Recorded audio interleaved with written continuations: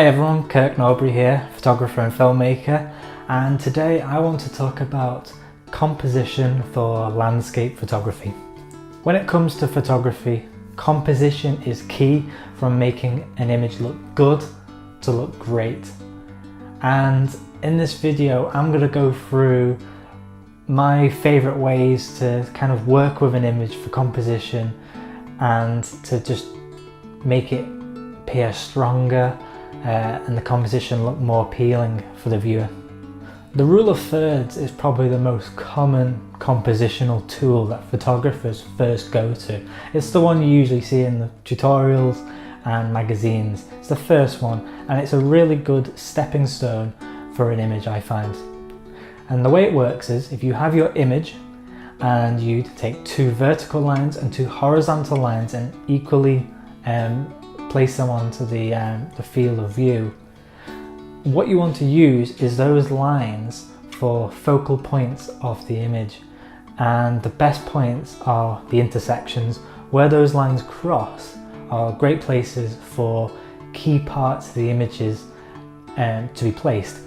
So for example, if it's a rock on a foreground that looks really nice and you want to find somewhere to put it, trying it on one of the intersections is a really good place to start.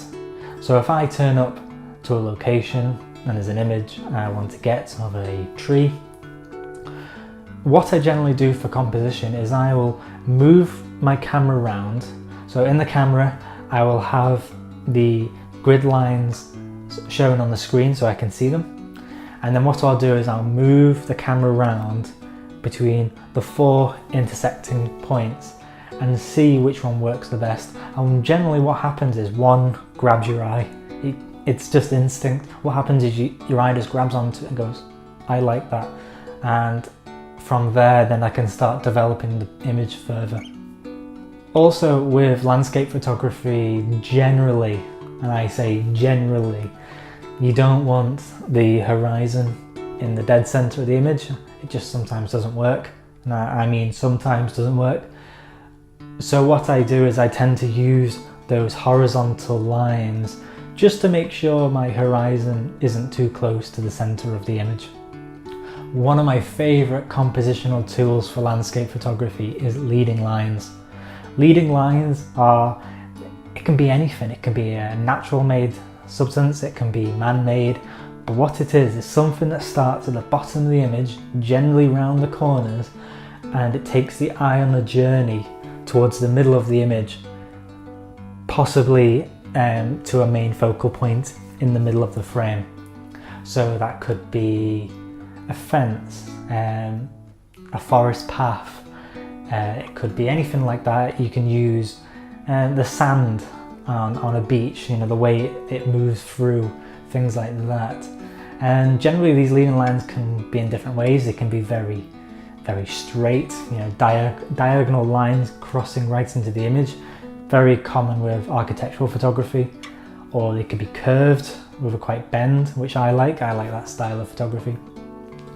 Or they could be like S-curves. You can be quite lucky and find a composition where you've got a curve that snakes through the image, leading to the main focal point.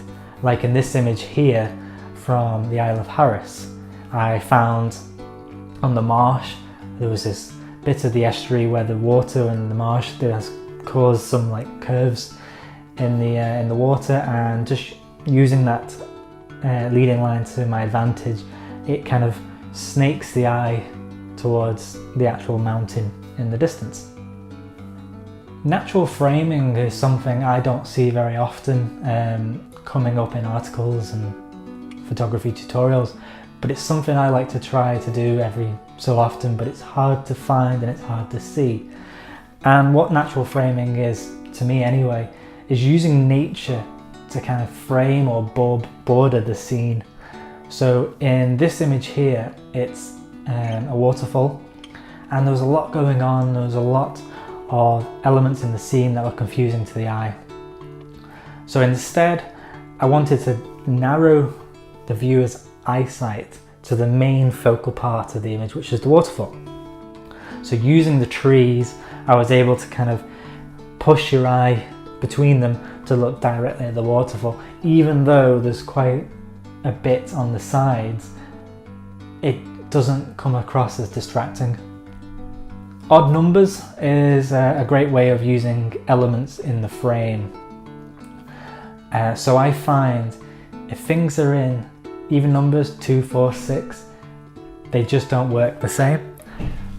So what I tend to do is look for elements that work in either a single object or 3 objects. Now they don't have to be the same, it doesn't have to be 3 trees, it could be, you have to kind of think out of the box of what they could be, but I always think of 3s works well. You know, you got the layers of the image, or you've got the objects within the frame. You know, it could be 2 trees and a sun, it could be 1 rock and 2 trees. You know, you get the idea, but I tend to work like that because the eyes are more pleased by looking at images in that way, if that makes sense. So it's one thing to keep in mind. You know, if you've just got 2 objects, it can work. I just tend to like working in odd numbers. They tend to work the best for me personally. One thing people tend to do, and it's something I do myself quite a lot, is sticking to certain lenses or depth of field. And what I mean by that is, for a time I mainly shot with a 14mm wide angle lens, and it was kind of what I did. And another way of really pushing the box a bit more is, if you're taking a photograph of a scene, before you walk away, just have a look in your bag at the other lenses you've got and try with a different lens. The difference between shooting a scene at 14mm and then shooting it at 70 is massive, and you'll look at what you're photographing in the landscape in a completely different way. So I always try to stop and change lenses and just see if I can get something different from the same place. And sometimes it looks like you've been in a completely different location because you've compressed the depth of field so much that you're focusing on just 1 or 2 objects in the scene, especially if you use a telephoto lens and zoom all the way to 200mm. The difference is pretty big. I love negative space.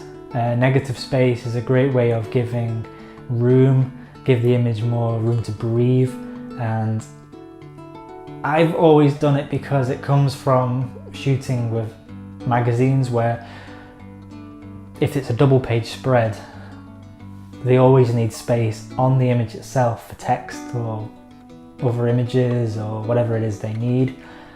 So whenever I'm taking an image, I'm always bearing that in mind, and to the point now I'm not doing as much with magazines, but that way of thinking is still there because negative space in an image works quite well. You know, it could be a tree on its own and then it's in the bottom right hand of the image and then there's just nothing but space. Sometimes it's a good way of working, and I do like including negative space. So like I said before, I shoot with wide angle lenses quite a lot, and the one thing that's hard to do with wide angle lenses is give the image depth. And when I'm working, I'm always looking at the scene in layers. Have I got something in the foreground? Have I got something in the middle ground? And what's going on in the background? And they've all got to equal in content. So, you know, you can't just have nothing going on in the foreground and then something big happening in the background. They've got to equal themselves out. So the reason for that is when someone looks at your image, they're spending more time looking through the image rather than just looking straight at the background and then that's it. So the way to do that is, if the middle ground and the background are looking great, you know, you've got beautiful colours of a sunset, distant